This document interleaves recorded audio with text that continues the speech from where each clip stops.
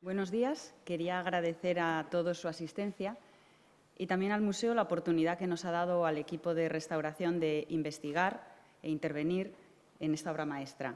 Y, por supuesto, también a la financiación de Bank of America, que ha hecho posible tanto la realización como la difusión. Vasari hablaba, en este caso, de Piero della Francesca, pero también de nosotros, cuando dijo: «Infelices son quienes solo se ejercitan en los estudios y esperan día y noche aclarar las cosas difíciles de las bellas artes».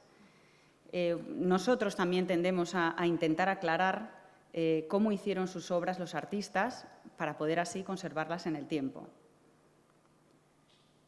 Vasari, en este caso ya hablando de Frangélico, decía que, a la verdad, un altísimo y excepcional talento. Y eso es lo que nosotros hemos podido descubrir, que como artista se descubre en esa obra maestra de la Virgen de la Humildad, porque tiene un procedimiento pictórico y una precisión en las técnicas de dorado realmente asombrosas. Vamos a descubrir los pasos que siguió este maestro para la elaboración de esta pieza. Nuestro compañero Andrés Sánchez Ledesma ha realizado en el laboratorio del área de restauración del museo el estudio de los materiales presentes en esta pintura y ha determinado que el soporte es madera de álamo. Este tipo de madera frondosa es característico de la Italia del Renacimiento, sobre todo en esta zona del Mediterráneo, y fue utilizada por Frangélico en muchas de sus obras, entre otras la Virgen de la Granada, que hemos podido ver en la conferencia de Guillermo Solana, y la Anunciación también, ambas del Museo del Prado. Es una madera sólida, pero no muy dura. Aquí pueden ver el anverso de la obra antes de la restauración y el reverso de madera, como decíamos, con un engatillado o embarrotado, del que hablaremos más adelante en la descripción de la restauración de la obra. Esta obra está formada por una única tabla cortada en sentido radial del tronco. Este tipo de corte es idóneo porque los tableros que se obtienen de esta manera se deforman mucho menos.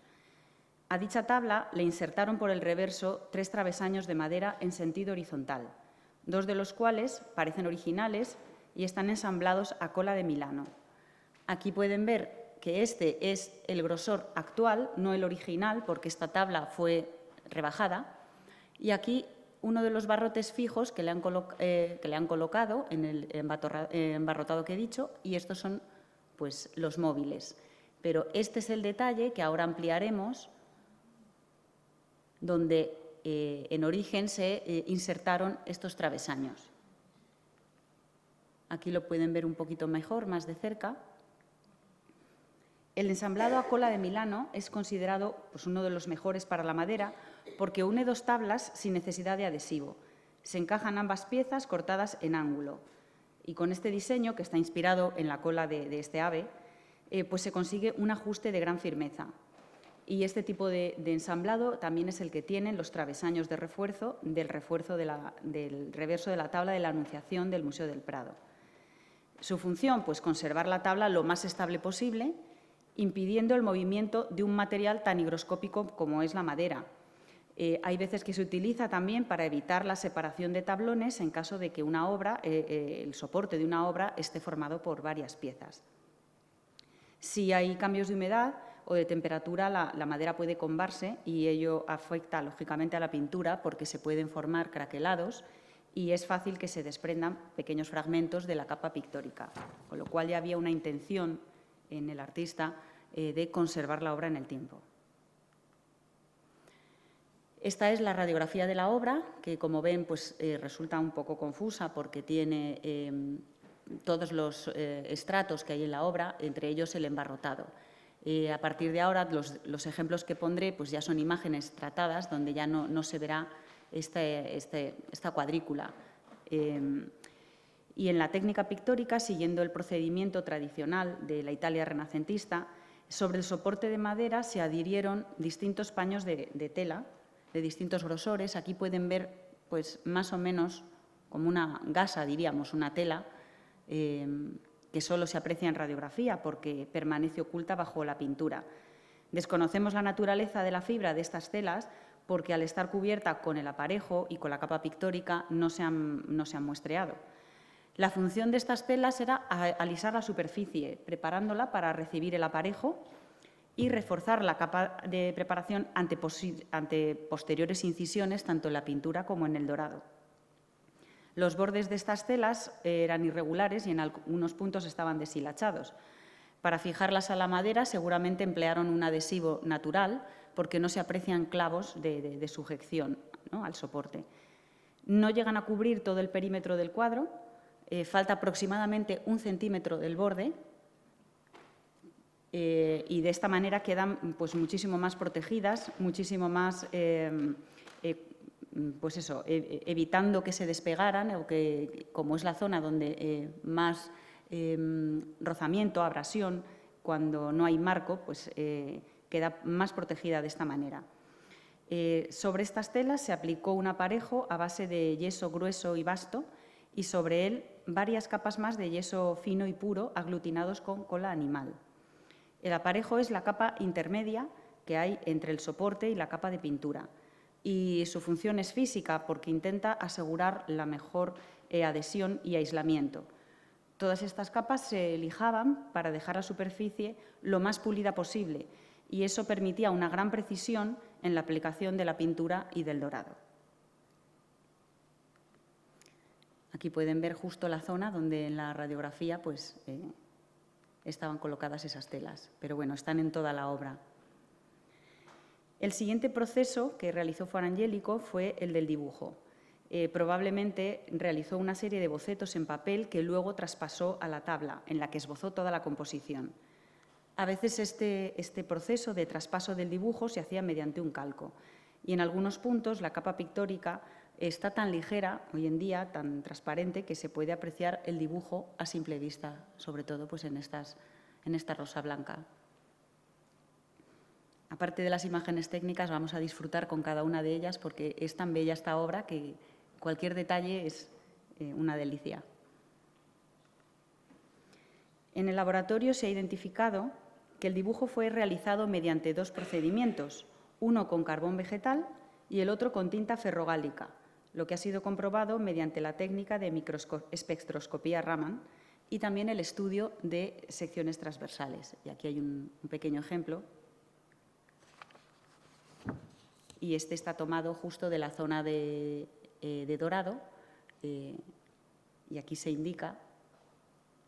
Pueden ver que en la sección transversal estos granos justo que indican la capa de dibujo.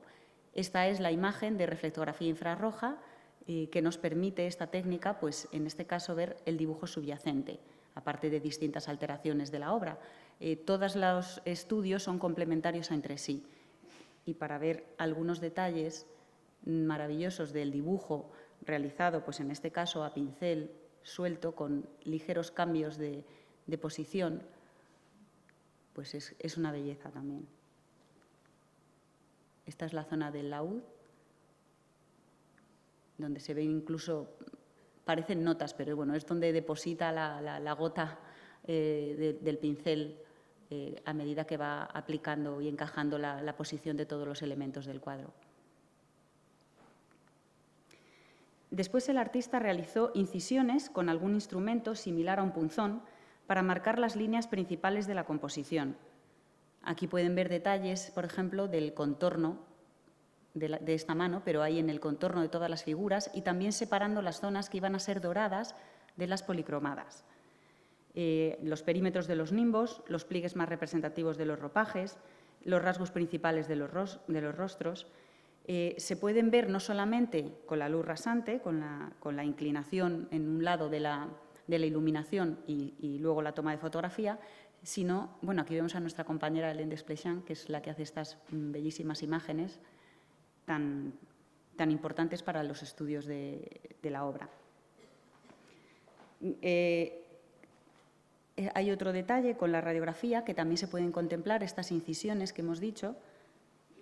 Aquí, justo, es otra forma de realizarlas, no solamente en dibujo, sino retirando la materia, creando como un ligerísimo, un finísimo bajorrelieve, y así puede situar el elemento y utilizarlo además como un recurso pictórico, ¿no? Este es el detalle donde se ve cómo ha retirado cada una de las zonas donde quería situar las cuerdas del laúd o del cordófono pulsado. Son muy finas, muy precisas, las ha hecho pues, o con un punzón o con un estilete a modo de un esgrafiado. El artista ha retirado la materia, en este caso, para marcar las cuerdas, pero también puede que aplique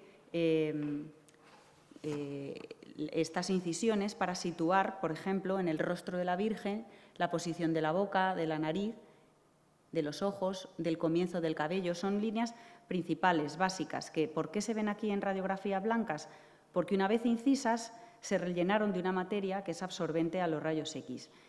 Como se ha acumulado mayor capa de pintura, pues se ven claras y definidas y, en este caso, como digo, como las ha marcado en la preparación, se ven las cejas, el cabello, la nariz.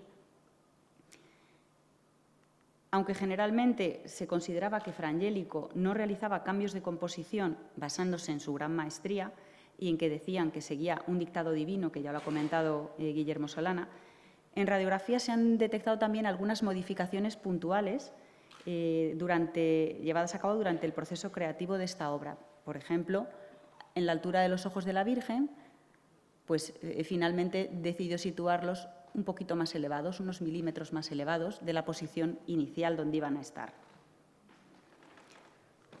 También corrige ligeramente la posición de las alas de los angelitos músicos. Entonces, con la luz rasante pueden ver esta primera posición que luego pues, decide sacar el ala de lo que el nimbo, el halo, pues cubriría y cambia esa posición. Probablemente porque durante la elaboración, aunque estaba basado en estudios previos, pues decidió que era una mejor situación. A continuación, Fra Angelico realizó el proceso de dorado. Como se puede observar, el oro tiene una gran presencia en toda la obra, aunque no solamente con una finalidad estética, sino también simbólica. Este rico elemento siempre ha estado asociado con lo divino. Para obtener el pan de oro, o lámina de oro, existían unos artesanos llamados batiojas que trabajaban el metal, es decir, que batían monedas de oro con martillo hasta obtener una fina lámina de escasas micras de grosor que luego se adhería a la obra. El procedimiento de dorado es realmente muy delicado y se necesita mucha maestría y precisión para poder realizarlo. Quizá la formación de Fra Angelico como iluminador le dotó de la experiencia necesaria para alcanzar la inigualable destreza como dorador que veremos en esta obra. Además, conviven en esta obra dos tipos de técnicas de dorado, a la sisa y al agua. El dorado a la sisa también se llama al mordiente. Es un poquito más sencillo que el otro porque se emplea un adhesivo graso, como puede ser aceite, yema de huevo, betún, para adherir el pan de oro a la superficie del cuadro. Y el resultado es un dorado con un aspecto más mate que el otro, porque no se puede bruñir. Esta técnica es la que empleó en las decoraciones de las vestiduras de los personajes, aunque también se ha detectado en algunos puntos del perímetro de la obra, probablemente debido a restauraciones puntuales necesarias porque es la zona, como hemos visto, pues más expuesta a roces, a manipulaciones, cuando no está el marco de protección. En esta obra se aplicó con pincel el adhesivo graso coloreado en rojo en algunas zonas y en otros amarillo o amarillo anaranjado sobre los motivos vegetales de los ropajes. Cuando estaba mordiente se aplicó el oro. Justo en estas decoraciones lo que aplicó fue los fragmentos que pueden ver aquí, que a veces quedan en el pomazón durante el trabajo con el pan de oro, se corta y todos estos restos que están un poco triturados, un poco machacados, pues son los que emplea en estas decoraciones que hemos visto. Estos son los instrumentos de dorado, desde la cola, el bol, en este caso la arcilla de bol todavía en polvo, la piedra de ágata. Las iremos viendo un poco cómo las emplea el artista. En estas zonas, además, donde se ha producido un desgaste, justo vemos pues ese tono, ¿no?, ese rojizo del adhesivo coloreado. Esta técnica se utiliza especialmente en detalles como la caligrafía y en otras finas líneas decorativas. Y así fueron hechas las leyendas y las decoraciones, especialmente en el manto de la Virgen. Este es un precioso ribete del manto de la Virgen, justo debajo de donde están los pies del niño, que tiene la inscripción con el saludo del arcángel San Gabriel a María, diciéndole Ave María, gratia plena. Salve María, llena eres de gracia. Luego continúa la leyenda, el Señor es contigo. Se combina además con otras letras y símbolos. En la parte que está en el manto sobre la cabeza de la Virgen hay otra inscripción que reza Pacem tua gratia plena, paz contigo llena de gracia. Esta es un poquito más ampliada en la inscripción, donde pueden ver con luz rasante ese grosor del adhesivo y de los fragmentos de ese oro triturado que ha aplicado, aunque ahora mismo ven algunas zonas también desgastadas, más anaranjadas. Otra bella zona del ribete del manto y la estrella de 16 puntas sobre el hombro izquierdo de la Virgen, que también fue realizada con el oro a la sisa. La técnica del dorado al agua es mucho más compleja y está presente en casi toda la pieza. En grandes áreas que el maestro iba a dorar al agua, aplicó previamente una arcilla ferruginosa de color rojo, anaranjado, llamada bol. El bol permite crear una base homogénea, dura, necesaria para el posterior dorado, ya que se suele pulir para obtener luego un resultado más brillante. Entonces, gracias a esta capa fina y compacta, se puede conseguir esos brillos y esas texturas de distintos tonos. Aquí pueden ver cómo está esa capa de bol muy ampliada gracias a esta sección transversal que veíamos antes el dibujo, pues encima se ve la zona del bol y el dorado. Cuando se adhiere el oro, habitualmente se emplea una mezcla de agua y cola animal templada. Cuando luego se bruñe, se utiliza la piedra de ágata que hemos dicho, o a veces un diente de animal muy pulido, lo que da como resultado ese oro de aspecto brillante, como si fuera macizo. Esta técnica, combinada con el trabajo de las incisiones, permiten crear distintas texturas y hay veces que se marcan estas incisiones bajo el dorado. Pero en este caso, la filigrana de los diseños y el especial grosor del pan de oro que empleó en los fondos nos hacen pensar que, en general, en esta obra fueron realizadas sobre el oro. Son impresionantes los variadísimos tipos de incisiones que se pueden ver en la mayor parte de la superficie del fondo dorado del cuadro. Fueron realizados con una herramienta llamada mateador, que puede tener distintas formas según la huella que desee dejar impresa el artista, y que era golpeada suavemente sobre el dorado con un pequeño martillo. Aquí pueden ver algunos ejemplos de los que en este caso se utilizan para cuero, pero que han sido utilizados en otras ocasiones para imprimir sobre el oro. Vemos algún ejemplo, por ejemplo, en las zonas de Los Ángeles. Aquí está un poquito más ampliado. La punta de la herramienta tenía una forma hexagonal y se repite el patrón en todas las alas. Es un tipo de acabado llamado picado por la forma de los pequeños orificios incisos que justo estarían en el vértice de la herramienta hexagonal.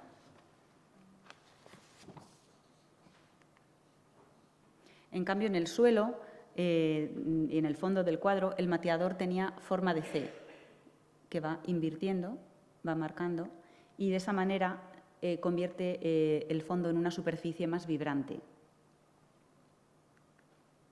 En las zonas doradas que hemos visto más trabajadas son el paño de honor que sostiene Los Ángeles, que está plagado de diversas texturas con líneas y formas florales, donde llega a un extremo de trabajo pues, increíble. El cojín donde descansa la Virgen también es otra zona llena de texturas y que se ha conservado de una manera excelente, la verdad. Ha sido un trabajo maravilloso. También los nimbos de María y el Niño. En los nimbos hay inscripciones en letras capitales, de nuevo diciendo Ave María, gratia plena, en el caso de la Virgen, y en el del Niño, Alfa y Omega. Yo soy el principio y el fin. Todo este trabajo fue realizado por Frangélico sobre una laminilla de oro lo suficientemente gruesa como para que no se rompiera al llevar a cabo el complejo relieve y las diferentes texturas. Además, el perímetro de los nimbos tiene una técnica decorativa llamada graneado, que consiste en realizar incisiones de puntos grandes en la superficie dorada para formar un diseño decorativo. A veces lo hacen con el pequeño cincel que hemos dicho de punta fina y a veces con un graneador, que es una rueda dentada que dispone de un pequeño grupo de puntos tallados en su perímetro circular externo, con lo que conseguían que las impresiones fueran realizadas de forma más rápida y menos laboriosa que con el punzón de grabar. Y en este caso, pues luego están acabadas con una línea negra también grabada, incisa, rematando ambos nimbos. La capa pictórica tiene una enorme riqueza de materiales al servicio de la belleza, pero también de la devoción. La técnica que empleó fue el temple y la paleta de colores extraordinaria, la verdad. Pigmentos tan valiosos como el azul ultramar natural, derivado del mineral de lapislázuli, o la laca roja de Kermes, y aportan tanta luz a la obra que parece que están todos los elementos vivos. Los rostros de los protagonistas fueron elaborados a base de infinitos matices que les confieren esa inmensa ternura. Es fácil imaginar, como decía Vasari, la emoción del pintor a la hora de esbozarlos. Él contaba que Fray Giovanni nunca tomaba el pincel sin haber hecho antes sus oraciones y nunca pintó un crucifijo sin que las lágrimas le bañasen las mejillas. Por eso, en los rostros y en las actitudes de sus figuras se reconoce su bondad y su sincero y gran espíritu cristiano. En el laboratorio se identificaron los siguientes pigmentos de gran pureza: albayalde, azul ultramar natural, azurita, amarillo de plomo y estaño tipo 2, pigmentos de tierra, vermellón, colorante de Kermes, negro de huesos y carbón vegetal. Si empezamos en la zona del fondo, veremos cómo Frangélico adopta cierta influencia del gótico internacional a la hora de ejecutar el paño de honor. En las sombras que modelan los pliegues, que aquí ven mucho más ampliadas, se detectó aceite como aglutinante, quizá para que se apreciara mejor el brillo del oro, porque cubría este solo con finas levaduras casi transparentes. Es importante destacar que esta técnica oleosa convive con el temple, con el que se ejecuta el resto de la obra. La riquísima tela dispuesta al fondo como un désel es un tipo de decoración que refleja el extraordinario comercio de la época con lugares remotos como Oriente y de un tipo de objetos de los que cada vez recibían más encargos los telares florentinos por parte de acaudalados mecenas. Habitualmente telas de este tipo cubren el respaldo del trono de la Virgen en imágenes devocionales y en este caso está sujeta por 3 ángeles y cae por detrás de ella a modo de cortina. Su diseño floral y geométrico simula un bordado en oro sobre terciopelo negro, pero la cantidad de oro es tan abundante que más bien parece el fondo del tejido. Los trazos del negro fueron elaborados con negro de huesos mezclado con pigmentos de tierra. En las zonas de las veladuras que simulan los pliegues de la cortina, así como los escalones donde reposan también los ángeles músicos, los materiales son los mismos, pero más diluidos con aceite secante y barniz de colofonia. Frangélico da mucha importancia a los tejidos y a las texturas, y este hecho no solo puede constatarse en esta obra, sino en muchas de las que pintó a lo largo de su vida, como hemos visto en la conferencia de Guillermo. El siguiente plano, sobre un pedestal, están situadas las figuras de la Virgen, sentada en un almohadón dorado al agua ricamente decorada, y también el Niño Jesús apoyado en su brazo izquierdo. Para elaborar las carnaciones, el maestro siguió la tradición pictórica de pintarlas con la técnica de temple sobre una capa subyacente de tierra verde. Esa capa se solía denominar entonces verdacho y se aprecia en algunas zonas de la obra a simple vista, como en la zona de la comisura de los labios, que aquí pueden ver por el desgaste también de la capa pintura final. Sobre dicha capa realiza líneas muy finas, paralelas, a base de trazos que se van superponiendo y entrecruzando, con tonos blancos de albayalde y ligeros rosados de bermellón, para crear pues, estos aterciopelados rostros tanto de la Virgen como del Niño. Aquí pueden ver un poco las finas pinceladas que se van entrecruzando sobre esa capa de verdacho subyacente, especialmente en las carnaciones de las figuras.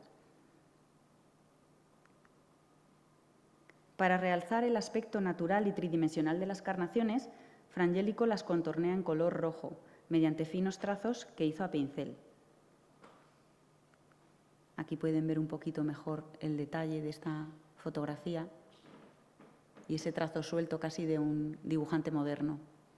También las finas líneas del temple, como van creándose, entrecruzándose en las zonas de luz, de sombra. La piel del Niño Jesús apenas se diferencia de la gasa de las veladuras que ha hecho encima de la vestimenta que le cubre. Y su vestido es un suave tono rosado elaborado con laca de kermes. El niño se apoya en su madre con un solo pie, el izquierdo, que queda oculto tras este extraordinario manto de la Virgen que es de color azul del ultramar. Ya decía Cennino Cennini en su libro del arte que este color era noble, bello y más perfecto que ningún otro color. Los matices de luces y sombras de los pliegues que es capaz de elaborar el pintor son producto de un dominio de la técnica inigualable. Aquí pueden ver algunos trazos ya en los puntos de luz. El artista y su taller realizaban la molienda artesanal de pigmentos según la tonalidad que querían obtener. En las zonas donde quería que fuera un azul más intenso, pues los granos eran muchísimo más gruesos, ¿no? Y en las zonas más claras, pues el mineral estaba mucho más molido, era menos intenso, menos oscuro. Aunque, como hemos visto también, los puntos de luz se reforzaban pues, con las líneas justapuestas del temple. El juego de pinceladas es muy rico en el manto y se combina con el verde del embés, ejecutado con una mezcla de azurita y amarillo de plomo y estaño. La madre sujeta al niño con su mano izquierda y con la derecha sostiene la vasija dorada al agua que contiene rosas y azucenas pintadas al temple. De las 4 rosas, 2 de ellas son blancas, aquí se ve muy poquito la otra, 2 de ellas son blancas, del tipo alba máxima, y 2 rojas de la especie Gallica officinalis. Las blancas, símbolo de su pureza, y las rojas, símbolo de la pasión de Cristo. Además, la vara de azucenas o de lirios fue pintada directamente sobre la filigrana del oro del paño de honor. Aquí se ve cómo confecciona el vestido de la Virgen como el del niño. En esta sección transversal aplica, es justo en la unión entre los 2 puntos del manto azul y como encima realiza el rojo. Primero da una capa rosada con albayalde y laca de kermes y luego ya lo cubre con una gruesa veladura roja. En las zonas de sombra mezcla ese pigmento tan intenso con granos de negro de huesos para las zonas que quería más oscuras. El tornasolado de la vestidura de los ángeles es también conseguido de esta manera. Primero aplica la misma mezcla del rojo de kermes con albayalde y sobre ella capas más transparentes de azurita y carbonato cálcico. Con eso consigue las delicadas transparencias características de este tejido. Los colores de las vestimentas de los personajes, así como las flores que portan tanto María como el Niño Jesús, no solamente fueron elegidas por la belleza, sino por su carácter simbólico, por la vinculación con lo celestial. Y por eso están asociados a virtudes como la pureza y la castidad de la Virgen o la pasión de Cristo. De esta manera, el artista pues, nos consigue transmitir el mensaje devocional, ¿no? Que quería, ese impacto, esa imagen. Aquí pueden ver la zona inferior rosada y encima ya la mezcla, como hemos visto, en los puntos donde quiere obtener ese tornasol. Y de esta manera igual. Aquí se ve el rosado subyacente, las capas ya con carbonato cálcico mezclado de puntos de la vestidura también de los ángeles. En el primer plano, Fra Angelico realiza un sencillo ejercicio de perspectiva espacial situando a los ángeles músicos en un escalón inferior y de espaldas a las figuras de la Virgen y del Niño, pero con la cabeza ligeramente girada hacia ellos. Tenues sombras elaboradas con óleo contribuyen a que estas pequeñas figuras destaquen sobre el suelo dorado en el que reposan. La contrahuella del escalón a su espalda, que también está en sombra, les separa de la base superior sobre la que se asientan las figuras principales. Y toda esta zona está decorada, como hemos visto, con un patrón inciso en forma de C. Corresponde a esta zona. Este es el escalón que separa la posición de la Virgen y de las dos figuras principales, de las figuras un poquito más pequeñas en primer plano. El maestro pintó las vestimentas de los 5 ángeles con la misma técnica de temple que las figuras principales. Salen de sus cabezas las rojas lenguas de fuego del Espíritu Santo y sus nimbos son similares a los de los protagonistas, aunque en este caso están rayados con una textura más sencilla. Todos estos nimbos están rematados en el borde con una línea negra incisa realizada con un compás y después repasada con negro. Un detalle curioso es que las alas se elaboraron con una ligera corla roja de laca de Kermes que permite transparentar el oro subyacente y de esta manera simula pues, esa calidad etérea sobrenatural, ¿no?, de estos personajes. Los 2 ángeles de la zona inferior del cuadro interpretan música con instrumentos característicos de la época de la obra. Probablemente, como dijeron especialistas, una música serena, recogida y cuyo timbre apacible y escasa potencia sonora ayudarán a recrear una atmósfera celestial, que es la que hemos intentado recrear nosotros en la sala donde se expone esta obra, y si luego tienen la oportunidad de verla, pues escucharán una música también recogida, ¿no?, que invita a disfrutar de la obra. Si observamos la obra de frente, en el ángel de la izquierda toca el órgano portátil, del que no se ve el fuelle que está situado en la parte posterior y que tocaría con la mano izquierda, insuflando el aire a los tubos metálicos. En cambio, este otro ángel toca un instrumento de cuerda, un cordófono tipo laúd. Este músico rasga las cuerdas mediante una púa o plectro, que luego veremos ampliada, que está sostenida entre los dedos índice y corazón de su mano derecha, elaborado con un trazo rápido de pincel. Las púas de la época solían fabricarse con huesos de ave, porque eran muy resistentes y flexibles. Hoy en día convive este material todavía con las púas sintéticas. Con su mano izquierda presiona las 8 cuerdas junto al clavijero, que al estar pintado justo en el borde del cuadro, no se detalla si este era recto o acababa en ángulo hacia atrás. Las cuerdas, como vimos antes en la radiografía, fueron marcadas en la obra con una incisión, arrastrando la pintura con un punzón o con quizá la fina punta del mango del pincel. Las vestimentas, acordémonos que están realizadas con unos motivos vegetales en oro a la sisa, y así como la línea, por ejemplo, que embellece aquí el laúd, en la zona donde está rasgando las cuerdas.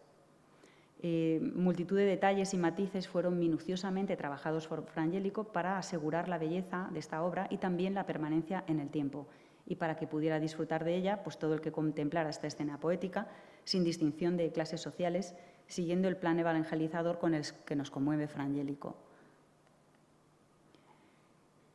Ahora hablaremos del proceso de restauración de la obra.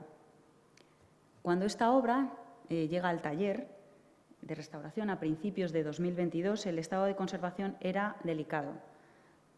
Se trataba de una pintura oscurecida por la contaminación y por muchísimos barnices, por muchas capas distintas de barnices degradados. El soporte de madera presentaba orificios de insectos y tenía este embarrotado de refuerzo, lo que nos hacía pensar que la obra había sufrido distintos daños y que había sido objeto de varias intervenciones a lo largo de su historia.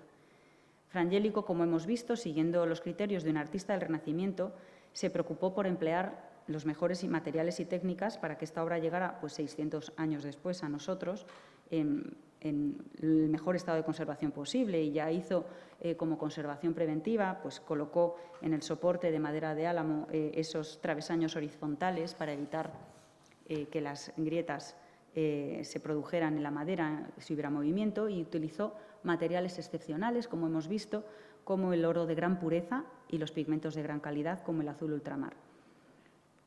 A pesar de ello, lo que había perdido esta obra maestra en más de 500 años de historia era algo esencial para la misma, que era la luz.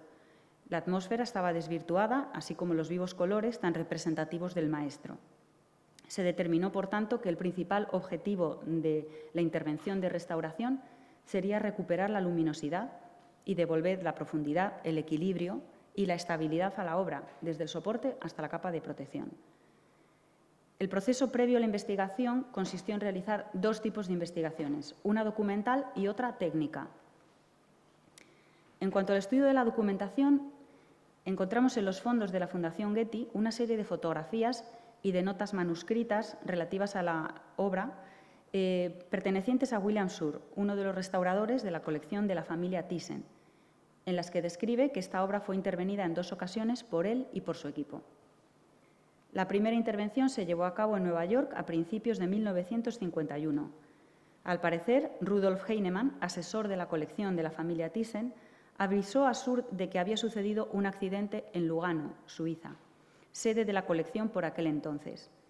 En las notas solo indica brevemente que la obra se había caído y se habían causado daños en la zona del rostro de la Virgen a la altura de la barbilla, la boca y entre los ojos. En la zona de la boca se había producido un agujero profundo del que el restaurador y su equipo trataron de recuperar la pintura original que quedaba en el interior. Limpiaron los barnices exclusivamente de la zona de la cara y cuello y rellenaron los agujeros con pasta y los lijaron dejando un acabado suave.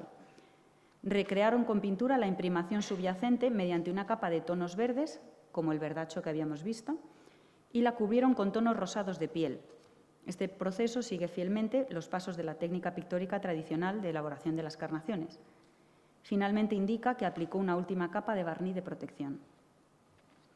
En una segunda ocasión, intervino esta obra de octubre a diciembre de 1960, casi 10 años después.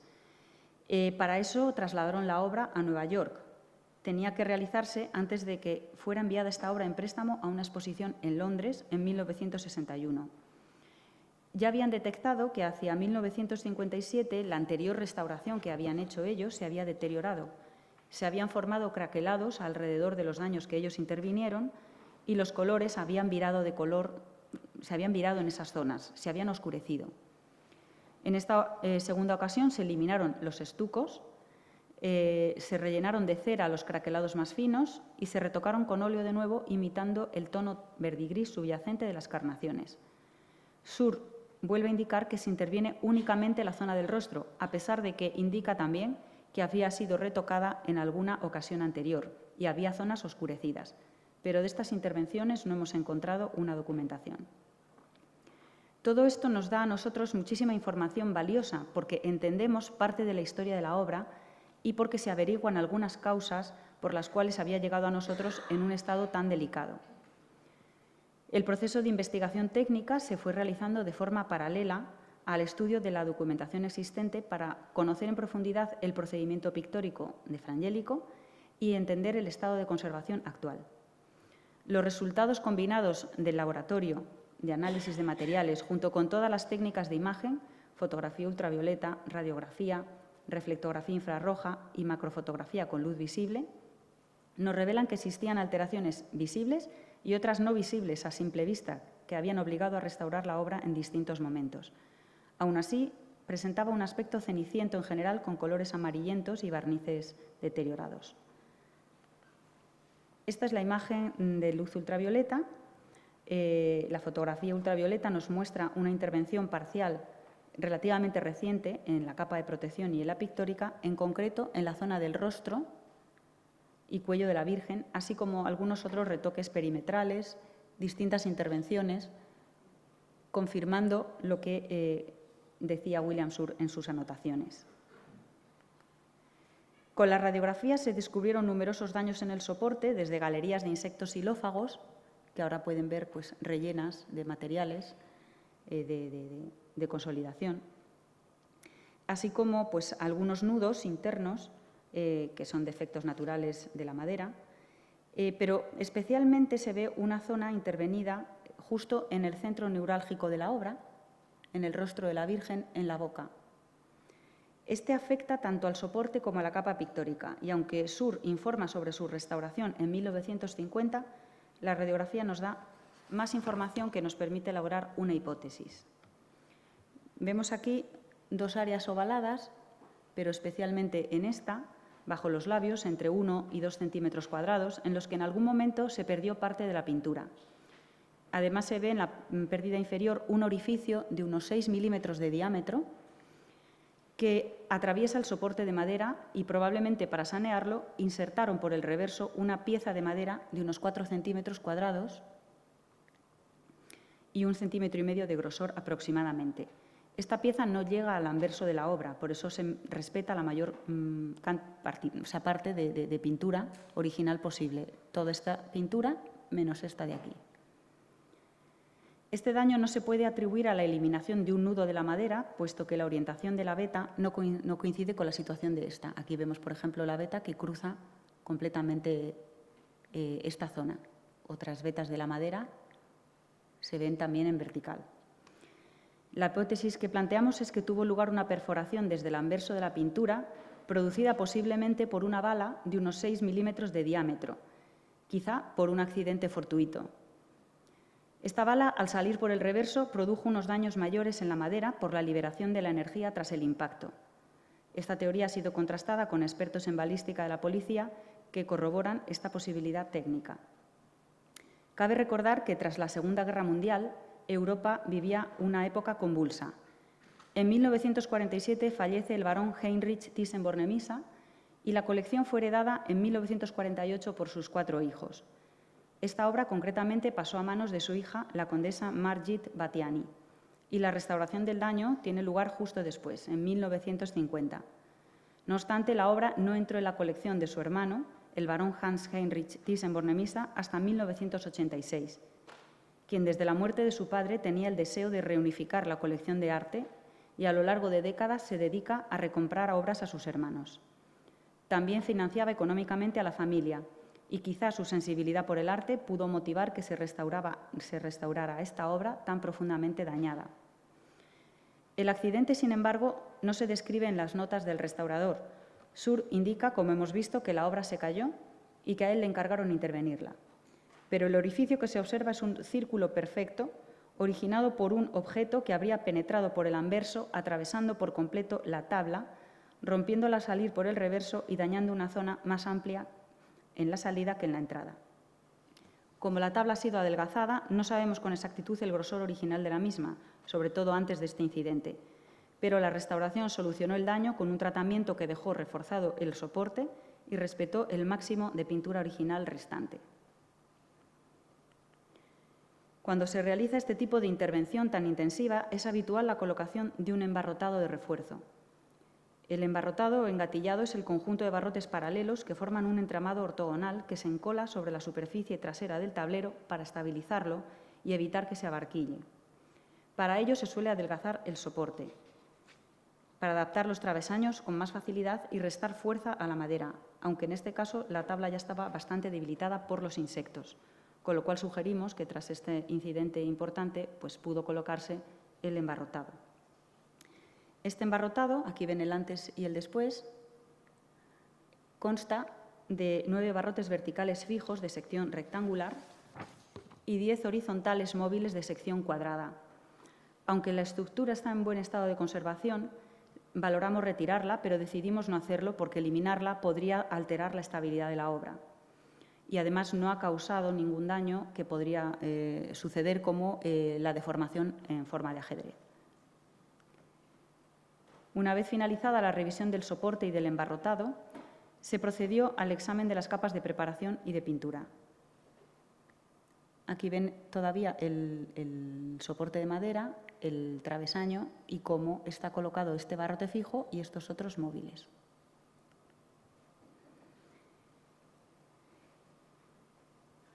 En el laboratorio se detectó que en la obra convivían varias técnicas pictóricas, como vimos, temple y óleo.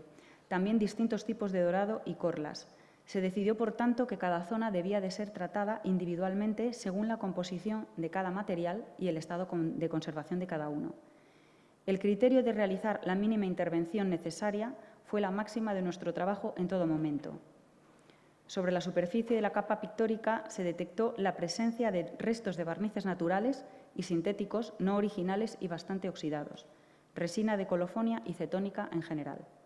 Por otra parte, en la observación de las secciones transversales se comprobó que las películas de barniz habían penetrado a través de las grietas y de los craquelados, alcanzando las capas internas, lo que hacía necesario el control sistemático de la limpieza desde el laboratorio durante todo el proceso de la restauración. Existía también una capa de suciedad, así como burdos repintes con tonos virados y zonas puntuales doradas reconstruidas a la sisa con distintos tonos de oro, especialmente en la zona del perímetro. Aquí ven cómo finaliza la inserción de los rayos del nimbo y cómo se ha reconstruido todo este perímetro. Claro, esa es la zona que normalmente se daña y es que la obra probablemente permaneció sin marco en distintos momentos de su historia. Y ya que hablamos del marco, me gustaría comentar brevemente el excelente trabajo de restauración que ha llevado a cabo mi compañera María Jofre. La intervención ha sido desde el soporte hasta la limpieza y el dorado ha vuelto a tener el esplendor que tenía en origen. La obra se ve de nuevo protegida y realzada con este marco y toda la documentación será volcada en una próxima publicación. Aquí pueden ver el antes y el después de la intervención. Y aquí distintos momentos de la intervención en el soporte y de la limpieza, como pueden ver, tan profunda que ha tenido la zona limpia y aún sucia de esta obra. Volviendo a la pintura, tras la consolidación puntual de la misma con un adhesivo natural, se comenzó con la intervención más adecuada a cada zona. Aquí pueden ver esta zona ya limpia en la carnación y esta aún con los restos del barniz oxidado. En las áreas doradas, los fondos y los nimbos se realizó una ligera limpieza superficial. Tras ella se observó la transparencia del oro en algunas capas, las sutiles veladuras que permiten apreciar con claridad el brillo y sus texturas. Esta obra ha sido restaurada en muchas ocasiones y no se podría asegurar que este es el recubrimiento original, pero por su fragilidad estas áreas doradas podrían haber sido intervenidas en menos ocasiones que el resto de la obra, según nos indica el laboratorio. En las pérdidas no fue necesario redorar, aunque hubo que retocar puntualmente con acuarela y pigmentos al barniz algunas zonas desgastadas. Las alas de los ángeles, acabadas con una ligera corla rojiza, eran muy delicadas y se mostraban lo suficientemente transparentes como para no ser intervenidas. En cambio, las vestimentas y las carnaciones al temple de todos los personajes sí se veían oscuros, por la oxidación de los barnices que las cubrían, lo que impedía apreciar con nitidez los tonos y los distintos planos de la composición, es decir, el volumen espacial de esta obra. Aquí ven el momento en el que todavía está oscura esta parte del rostro y cómo se va eliminando y recuperando la luz la obra en esta otra parte. Y aquí lo mismo. Aquí pueden ver cómo se va retirando y va apareciendo la luz y la profundidad al cuadro. Se tuvo especial cuidado en esta zona del rostro y del cuello de la Virgen porque se detectó en un estado diferente y más alterable, lo que confirmaba la intervención que indicaba Sur, lo que indicaba también el laboratorio y todas las técnicas de estudio. Se respetaron además las dos áreas de la zona del rostro que habían sufrido los daños en los años 50 y que habían sido retocadas posteriormente por el restaurador. Como estas reintegraciones no cubrían pintura original y su color no había variado ya que el barniz las había protegido, se respetaron. Aquí las pueden ver. Y solamente se ajustaron un poco los tonos.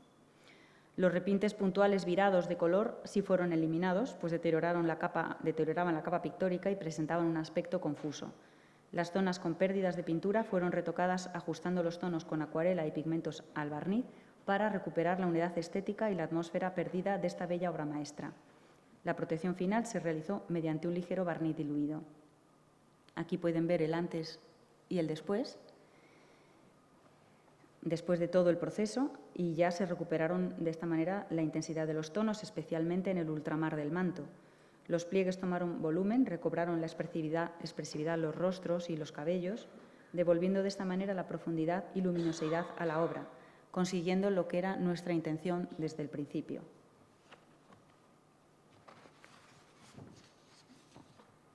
Por último, me gustaría mencionar el privilegio que ha supuesto para todo el equipo de restauración realizar la investigación, restauración y difusión de esta obra maestra de Fra Angelico, con la que se ha conseguido devolver el equilibrio y la luz que había perdido.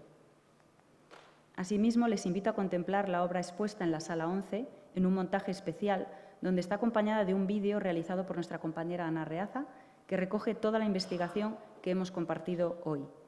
Y en breve toda la información estará volcada en una publicación y también en la web del museo.